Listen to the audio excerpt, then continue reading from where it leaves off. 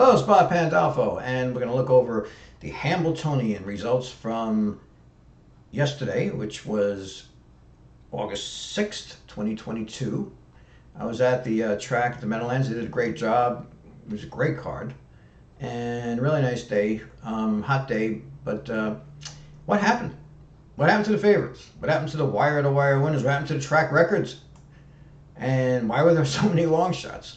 Well, I was there last year, and I thought they did a good job of keeping the track honest last year, where it wasn't really speed favoring. But this year, it was even less speed favoring. And this is interesting because the track this year has had some days where it's extremely fast. And I know people are saying, oh, the horses are so fast and all this, but actually it had a lot to do with the track because, it wasn't just like one horse, like Bulldog Hanover, for instance, who set a world record there for the fastest pacing mile ever. He's not the only horse that went really fast. I mean, a whole bunch of horses were going faster than they ever went, which is usually an indication that the track is fast, very fast. And I think the Meadowlands certain days this year was faster than it's ever been and faster than it was last year. Now, one of the reasons why I say that too is, you look at Pocono Downs. Pocono Downs is the fastest 5H track in the history of harness racing. In fact, it's so fast, it's as fast as a 1 mile track, which is very unusual because they go around 3 turns. It's not supposed to be that fast. Some people have even questioned it over the years, is it actually a full mile? Even one of the top drivers who drove at the track years ago said that. But they insist it is.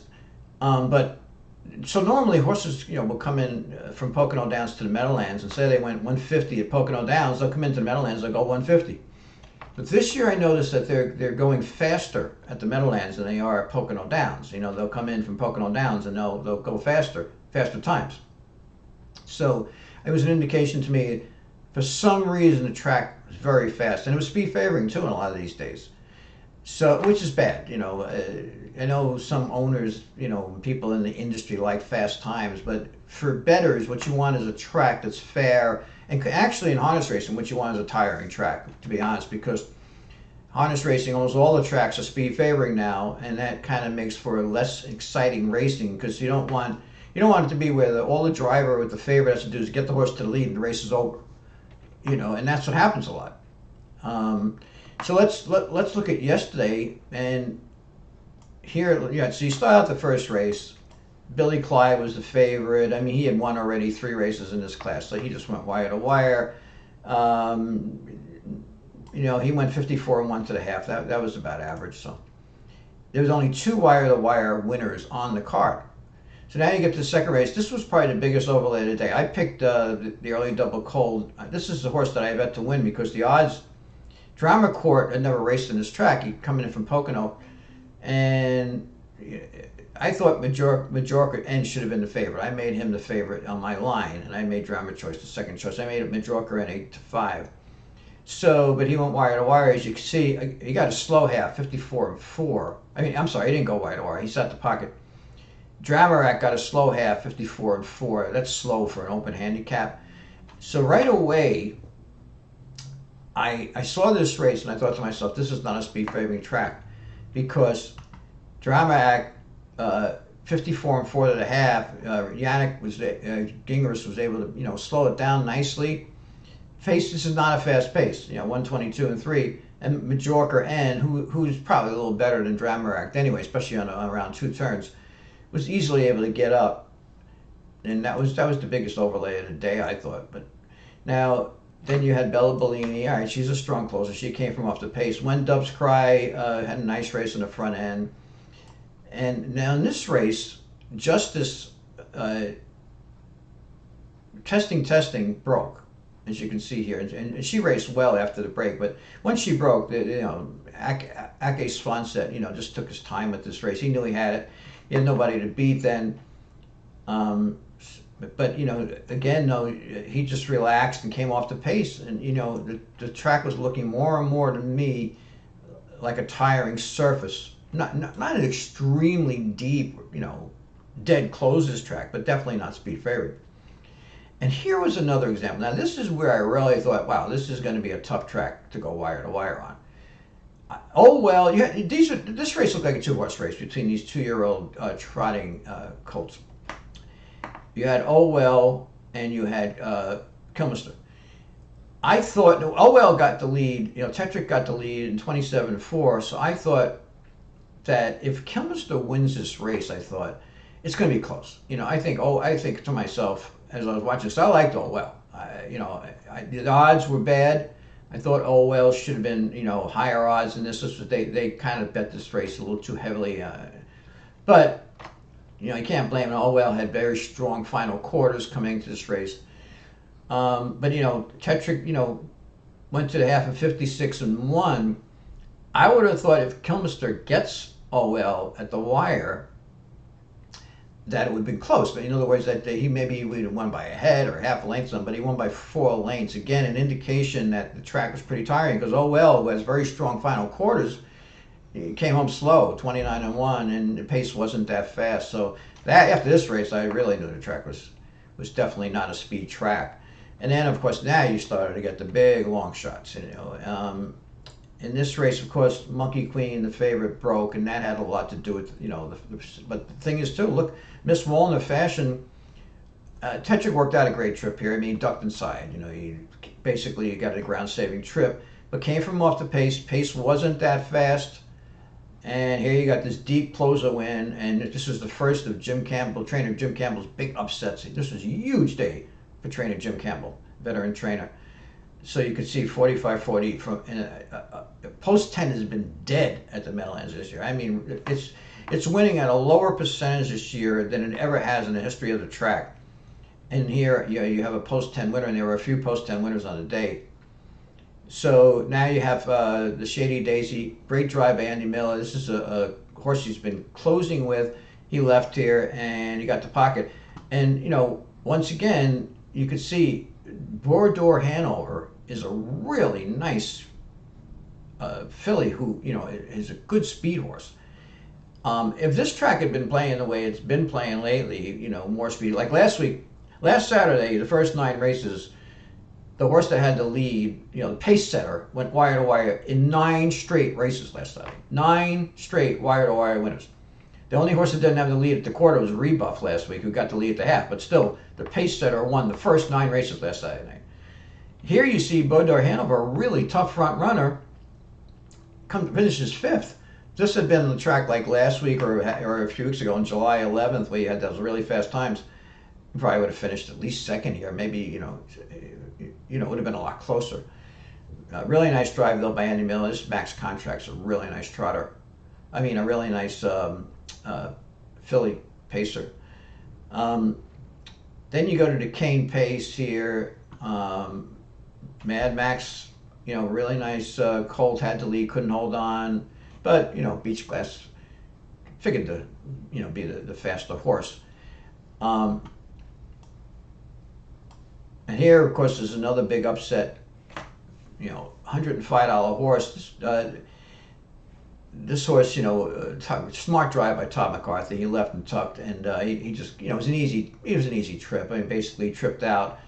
No excuse for test of faith. But again, McCalla is a really nice front-running mare, free-for-all type. She went to the half in 54. She finishes 5th. I would have thought, on a regular speed track, there's no way she finishes 5th. She probably would have finished 2nd, 3rd. She would have been close, But again, tiring track, and it helped the long shots in the outside post. And then you have the Sam McKee. I thought Rocky Road Hanover would win this race. Didn't have the easiest trip. I mean, did as well as he could. Good drive by Dexter Dunn, who's really, incredible driver. And then in the Vicenze, another, Amigo Volo does not like this track. I think this is now, it's now 0 for 19 over this track. Had the lead and tired, as was kind of expected there. Now here's the second wire-to-wire winner, but this was kind of lucky. Fashion Schooner is a really nice trotting filly. I mean, there's no question about it. She's very fast. But she really got a kind of a lucky trip here because the 2 favorites broke. You can see that this Warrior Zinnia, who's a really strong closer, broke. And Venerable broke, So once they, that really gave it. And Tetrick did a great job of rating here. because he gets her to the lead in 26-1, which was, about average, for this kind of, this is the Hambletonian Oaks, don't forget. And then he, somehow or another, he manages to back it down to 55-1, which is really a nice rating job by Tetrick. He kind of stole this, but again, his two main competitors broke.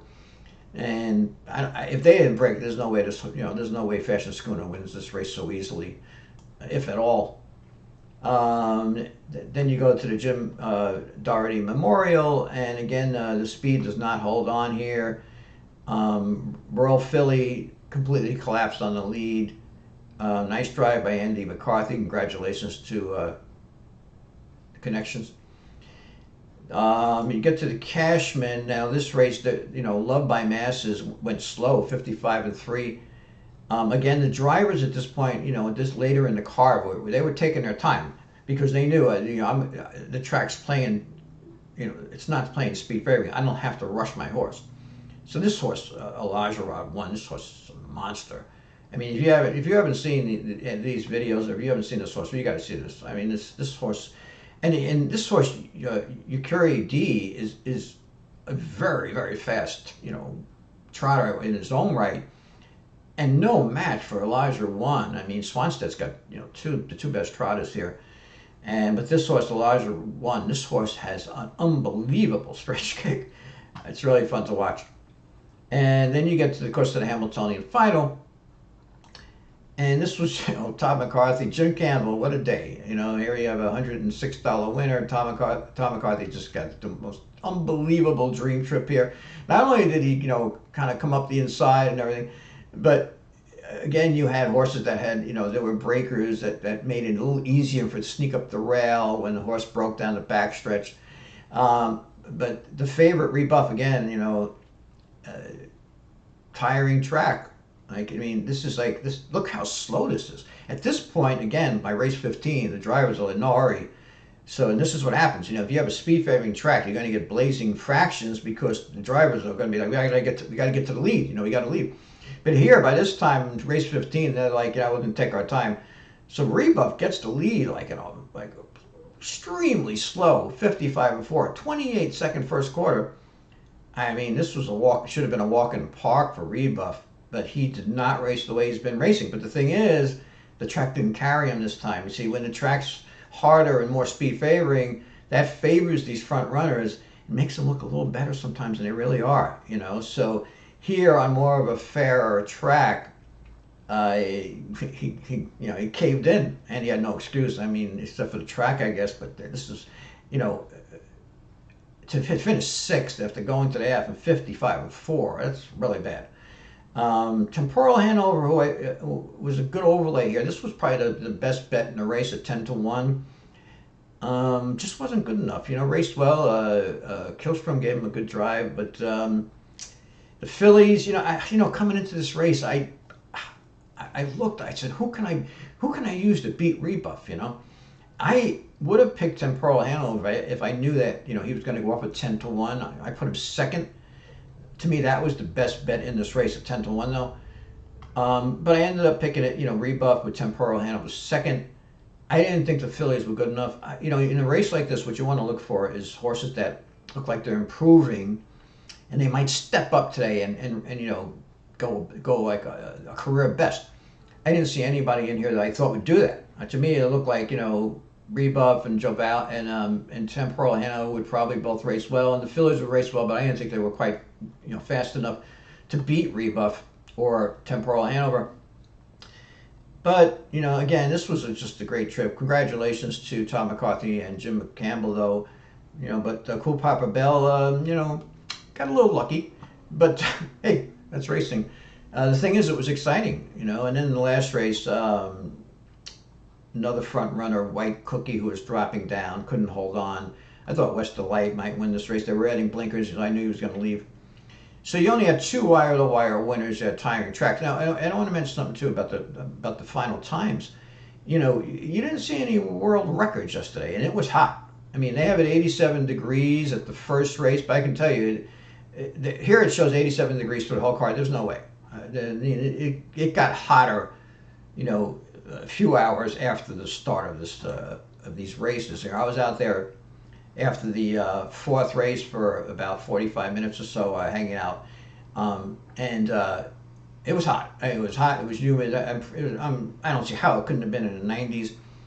So, I mean, you know, I guess some people like those speed favoring tracks. And I don't know what happened. Maybe the track got some criticism because it was too hard. So I don't know. I don't know why. But for some reason, the track maintenance crew may have done something to make this track a little slower and a little fairer and a little softer. A lot of horses yesterday took their shoes off. A lot of these trotters, you know, the Swedish trainers like Swanstedt, they like to take the shoes off for these big races. They think that makes the horse go faster, which sometimes it does. But the thing is, you can't do that on a hard track. And Swanstedt will go out there early and check the track before he decides whether he's going to take the shoes off. I mean, he said that publicly last year. So, yesterday, a lot of the horses took their shoes off, so you know that there was a decent cushion on the track. That's how you do it. I mean, you have to be careful. You know, there aren't that many tracks that are tiring. Hoosier, Park, Mohawk. For 5H tracks, really, the Meadows is the only track that has any sort of, plays fairly. All the other 5H tracks are speed favoring. All the half-mile tracks are speed favoring. And of course, years ago it wasn't like that, and that's why years ago the racing, generally speaking, was more exciting because you had more closers. So what you want is you want to keep the track. You don't want it's not about track records. You want good racing. You don't want it to be where the favorite, just the driver, all he has to do is get the favorite to the lead. Boom, it's over. And yesterday, look, there were a lot of favorites that took the lead.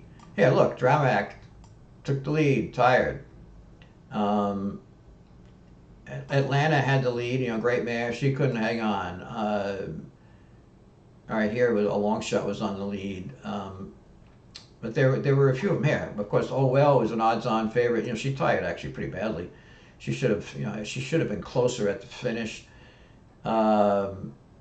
Here the front runner broke, but Graceland Hanover got to the half in 55-2. I mean, she caved in. You saw that all day long. Bodar Hanover, as I mentioned, good speed horse. Tired pretty badly actually.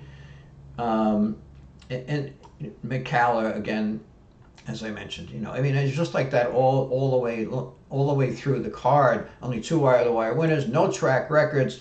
That's the way you do it. Good job by the Meadowlands. Keep the track a little tiring so that you can have some exciting racing. You don't have the favorite get the lead and it's over. So you get, it's much more exciting. It was exciting yesterday, and look, some long shot bettors cashed in, and it was a good day. And they did a good job overall too. The lines weren't that bad. Like I waited online for a cup of coffee, for instance. Didn't have to wait long at all. So they had a lot of people working. I know it's hard to get people to work these days, but they had a lot of people working, and the people working at the track did a great job, in my opinion.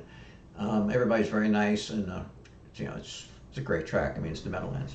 But anyway, that's what happened on Meadowlands Day 2022. Thanks for listening. Subscribe to my channel. It's free.